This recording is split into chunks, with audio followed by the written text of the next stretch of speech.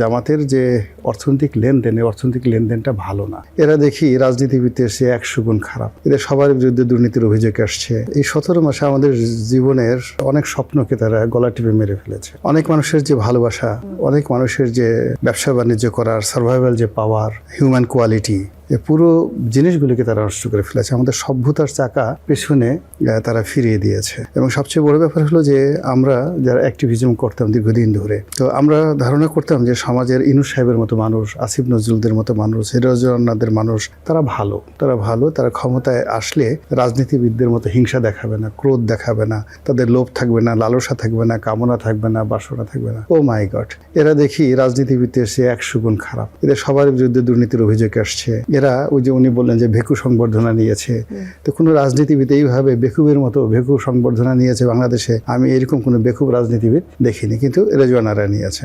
এরপরে এরা যে সমস্ত কর্মকাণ্ড করেছে, সেই কর্মকাণ্ড করার ফলে আপনি চিন্তা করুন যে শেখ হাসিনা ফ্যাসিস্ট সরকার, তার বিরুদ্ধে অনেক অভিযোগ, কিন্তু সে 2 লক্ষ কোটি টাকা ঋণ রেখে গেছে। আর বাণিজ্য উপদেষ্টা বশির বলল যে 23 লক্ষ কোটি টাকা নাকি ঋণ হয়ে গেছে। সত্য মিথ্যা জানি না, কিন্তু এটা কি করে হলো? এরপর দেখলাম অভ্যন্তরীণ জায়গা থেকে প্রায় 1.5 লক্ষ কোটি টাকা তারা ঋণ, মানে মুদ্রা ছাপিয়ে তারা 1.5 লক্ষ কোটি টাকা অভ্যন্তরীণ মার্কেট থেকে নিয়ে তারা নিজেদের জন্য খরচ করেছে। ডক্টর মোহাম্মদ ইউনূসের মতো একজন লোক, যিনি কিনা খদ্দরের পাঞ্জাবি পরেন, অনেক পুরনো একটা জুতা পরেন, এমন একটা ভাবসাব, এই মানুষ লন্ডনে গিয়ে এমন একটা রুমে থাকেন, 40 লাখ টাকা একটা রুমের ভাড়া। সেই এরকম এত 40 লাখ টাকা একটা রুমের মধ্যে থাকেন, তারপর আবার গ্রামীণ ব্যাংক করেন, ট্যাক্স ফাঁকি দেন। তো এই লোকের বিচার হবে না বাংলাদেশে?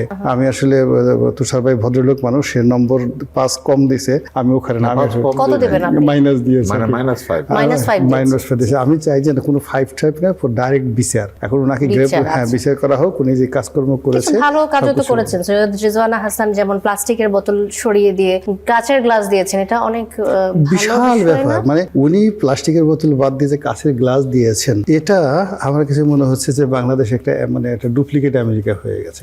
এই কাজের জন্য তাকে আরেকটা নোবেল পুরস্কার দেওয়া উচিত।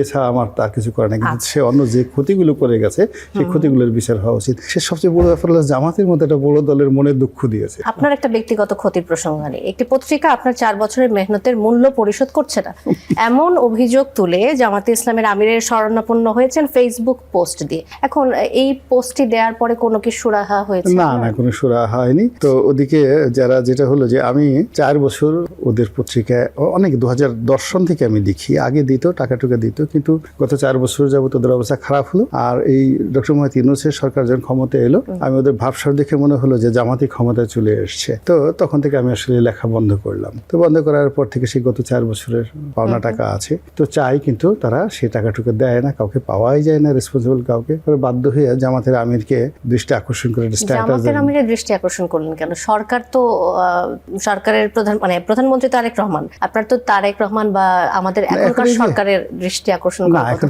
এটা হলো পাওনা হলো কি, মানে নয়াদিগন্ত মিডিয়া একটা পরিচালনা বোর্ড আছে, কিন্তু জামাত যে গুপ্ত সংগঠন হিসেবে তারা করে কি, যেমন ইসলামী ব্যাংকে তারা ওইরকম কোনো শেয়ার হোল্ডার না, কিন্তু চালায় তারা। তারপর শেষে আপনার আরো অনেক এরকম অসংখ্য সংগঠন, যে ইবনে সিনা, তারা কোনো মালিকানা নেই, কিন্তু চালায় জামাত। এরকম নয়াদিগন্ত যে পত্রিকাটা, এটাও মূলত জামাত প্রভাবাধীন। তো সেখানে জামাতের সমস্ত কিছু যিনি নিয়ন্ত্রণ করেন একক হাতে, তিনি ডাক্তার শফিকুর রহমান। এই ভদ্রলোকের সঙ্গে আমার একটা ভালো সম্পর্ক, একটা সময় ছিল, পরিচয় ছিল। ওই অধিকার থেকে আমি আসলে তার দৃষ্টি আকর্ষণ করেছি। এখন অনেক হয়তো বলতে পারেন যে এটা আপনি তো প্রাইভেটলি তাকে একটা মেসেজ দিতে পারতেন, আপনি কেন এটা পাবলিকলি করলেন? পাবলিকলি করছি এই কারণে যে আমি চাই যে উনি ভবিষ্যতে আমিরুল মুমিনিন হোক, উনি চাই যে দেশের প্রধানমন্ত্রী হোক। তো সেক্ষেত্রে তারই একটা অর্গানাইজেশন একজন লেখকের 4 বছরের বেতন বাকি রেখেছে, তো it should be settle publicly. এটা পাবলিকলি, বিকজ এরকম যদি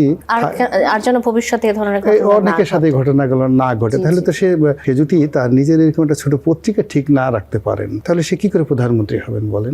এমন আর কোন অর্গানাইজেশন আছে? আপনি গুপ্তর কথা বলছিলেন, গুপ্ত আর কোন আমাদের জানা মতে তারা আছেন পরিচালনায় এমন আর কিছু অনেকগুলো আছে? মানে বাংলাদেশের হয় কি তবে এটা আমার সাথে বরং সাবেক প্রধানমন্ত্রী শেখ হাসিনা ভালো বলতে পারবেন। জি। মানে মূলত আপনি পল্টন, নয়া পল্টন, পুরানা পল্টন এই এলাকাতে অসংখ্য কোম্পানি দেখবেন, যেখানে দেখবেন একটা জুতার দোকান, সেখানে 10-12 জন লোক মিলে একটা কাজ করছে। তো এরা এইভাবে বহু মানুষের মানে জামাতের যে অর্থনৈতিক লেনদেন, এই অর্থনৈতিক লেনদেনটা ভালো না। আমি জাস্ট একটা উদাহরণ হিসেবে একটা গ্রুপের কথা বলি, মিশন গ্রুপ। তো মিশন গ্রুপ একটা ডেভেলপার কোম্পানি ছিল, জামাতের এটা মিশন গ্রুপ ছিল। তারা মানে বহু মানুষের বহু টাকা তারা গ্রহণ করেছে মানে এটাকে মাল্টিপারপাস মার্কেটিং এর মতো করে।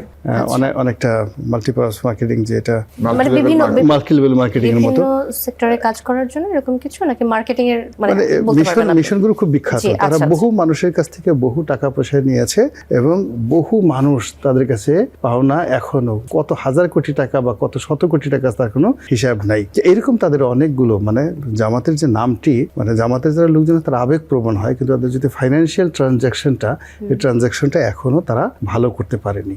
আচ্ছা, এটা হলো বাস্তবতা। জি।